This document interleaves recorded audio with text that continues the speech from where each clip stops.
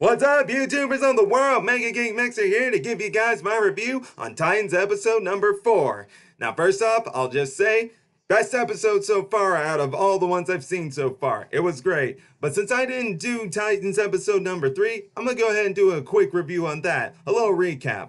I love that episode. I loved how they were talking about each of the characters' origin in a different way. With Robin, we were learning about his backstory through flashbacks and everything. While with Raven, we were learning about her origins through her interactions with the nuns that her mother lived with after giving birth to her and everything.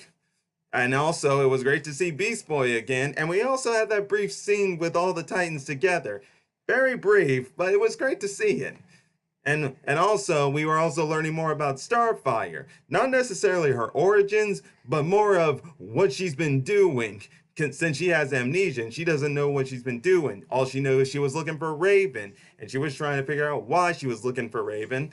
And even though Raven didn't know, she was still staying with her because, heck, she can protect her still. As a matter of fact, I love that scene where she was in that cafe and just knocked out those guys. It was beautiful right there. I was with Raven. Total badass. But, like I said, still good episode. And also, I like that ending scene where it turns out Starfire had been looking for Raven for a long time. And it actually wouldn't surprise me because in the animated side of things, Starfire's homeland actually knows of Trigon. Yeah, when they were dealing with Trigon in season 4 of Teen Titans, and when Raven revealed it to the team, Starfire actually mentioned that Trigon's cruelty is legendary on her planet. So it wouldn't surprise me that she would know a little bit about it, or at least of Trigon. But there's my thoughts on episode 3. Now we're going into episode, which was all about the Doom Patrol. Now, I don't know anything about the Doom Patrol. When I figured out about the episode, yeah, in episode 4, they were going to be the focus. I decided to do a little research on them because I only knew them through season 5's opening of Teen Titans, which pretty much contained the Doom Patrol that was in this episode, except Mento. And actually, when I remember seeing that, I was actually thinking this was how they were in the comics. I thought actually Mento was the leader, when in reality, he wasn't. It was the Chief who was also in this episode. Yeah, before going in, yeah, I did a little research on them to learn a little more about them. And all I gotta say is, they pretty much kept them with who they are in the comics, and no doubt that made others happy too. I mean, you got Cliff, Robot Man, whose brain was transferred into a robot's body. He was a race car driver, not necessarily what we were not necessarily told about it. You could see it through the pictures and everything, which was enough. But what really made me love this episode, though, was all the entertaining scenes we got. Like when we were introduced to Negative Man, aka Larry, aka Negative Man. I just loved him dancing. I was like, dance, man, dance. Yeah, because, hey, in the kitchen, why not dance? Dancing in the kitchen? Who wouldn't love that? I mean, that is just awesome. And those dance moves, perfect, just perfect. The scene right there when Raven was talking with Cliff during dinner time, I love what she was doing there. Like, Cliff at first was saying, we can't have her here. But as he's watching her eat the dinner and everything, and so envious, and let me just say, I fell for the guy. I mean, you get your body damaged and you're transferred into a robot's brain and you can't eat anymore. You gotta feel for a person like that, because even I felt for a person like that. I was like, I'm sorry, man. I'm really sorry. Because, man, I just was like, I wish there was something I could do for him. But still, when Raven was saying, I wouldn't mind hanging out with a robot and even dancing with them, she showed him what kind of dance you could do. And that's when Cliff was like, she can stay. Oh man, that was hilarious. Also, what I do love most about this episode is that we were finally given more of Beast Boy, because most people was having that whole backlash to the fact that we weren't getting much of Beast Boy. And first off, let me just say the CGI is great. The CGI for Beast Boy, I love it. It was great. Even for a TV budget movie, I was expecting maybe less, but this is actually good. This was great. And also that scene where they scared off those hunters. Very funny right there and everything. And we also see Raven getting a little bit more control of her powers. I think it's because she's finally feeling a bit more of in a comfort zone. Because she was able to like bring the stop the pain of the patient that this chief was working on right after he shows up and got everyone to come down to his lab. And she also revived that animal that they shot.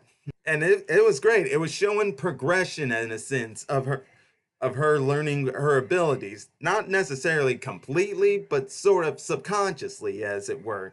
It's because her powers are usually based on emotions and everything. But let's keep going into other characters. First off, I gotta say, Elastigirl or elongated woman, yeah, man, it's sad for her. Her backstory when Raven touched her, dang, that's just harsh. But also, just like in the comics, used to be an actor, but soon got these powers, and she can't fully control them yet. And the fact that sometimes she's got to stay in her room because she can't control them, she'll be turned into a blob. Man, that's got to be rough. Very rough.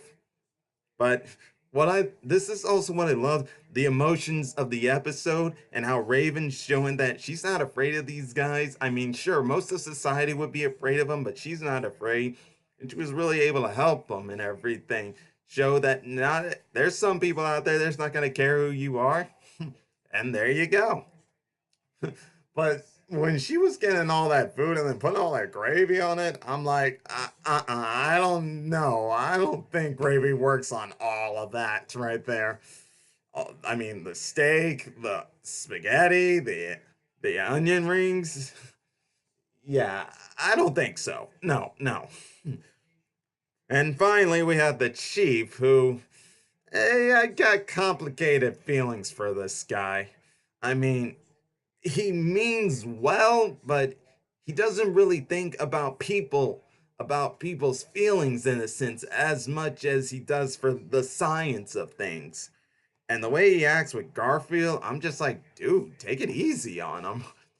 I mean, in the Teen Titans animated series, Metro was harsh and stern on him too, but nothing compared to this chief here.